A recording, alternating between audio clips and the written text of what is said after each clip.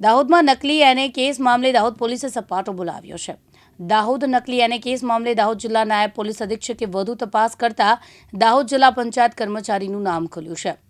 Dahod bogus એને order કેસમાં અગાઉ પકડાયેલા આરોપીની પૂછપરછ કરતા આ કેસમાં દાહોદ જિલ્લા પંચાયતના કારકુન અને ચીટનીસનો ચાર્જ સંભાળનાર વિજય ડામોરને આ કેસમાં નકલી ઓર્ડર બનાવવામાં સક્રિય ભૂમિકા સ્પષ્ટ થતા પોલીસ દ્વારા શુક્રવારે તેની અટકાયત કરવામાં આવી છે અને આ મામલે દાહોદ મામલતદાર દ્વારા 15 જિલ્લા રહીશો અને બિલ્ડરોને ખેડૂતના ખરાઈ અને બિનખેતીના હુકમોની ચકાસણી અંગે નોટિસ આપી જવાબ આપવા 20 જૂન મામલતદાર કચેરી ખાતે હાજર રહેવા હુકમ કર્યો છે।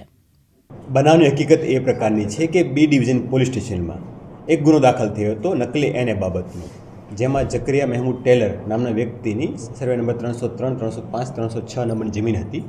એમના જિલ્લા પંચાયતના નકલી હુકમ બનાવી એમને રજૂ કરી સિટી સર્વેમાં એમના પ્રોપર્ટી કાર્ડ બનાવવાની એ લગતની ફરિયાદ હતી, જે અન્વયે 2 આરોપીઓ જકરિયા મહેમૂદ ટેલર તથા શેષવ પરીખ ને આ પહેલાં અટક કરી જ્યુડિશિયલ કસ્ટડીમાં મોકલી આપેલા છે, જેની તપાસ ચાલતી હતી। એ દરમિયાન અમુક સ્ટેટમેન્ટ, અમુક સરકારી સાહેબોના નિવેદનો અને મળી આવેલા દસ્તાવેજી પુરાવા, અમુક સાયન્ટિફિક પુરાવા, આ તમામ બાબતો ધ્યાનમાં લેતા એક કન્ક્લુઝન પહોંચ્યા હતા કે આમાં સરકારી ક્રમ તરીકે રોલ ફિક્સ થાય છે, જેને તપાસ કરતા હતા। એ દરમિયાન પૂરતા પુરાવા મળી આવતા અમે ગઈકાલે રાત્રે જિલ્લા પંચાયતમાં કામ કરતા વિજયભાઈ રમસુભાઈ ડામોર કે જે સિનિયર ક્લાર્ક છે અને ચીટનીસના ઇન્ચાર્જ ચીટનીસના ચાર્જમાં પણ છે, તેઓની સંડોવણી હોય એ અમને જણાવ્યા હતા।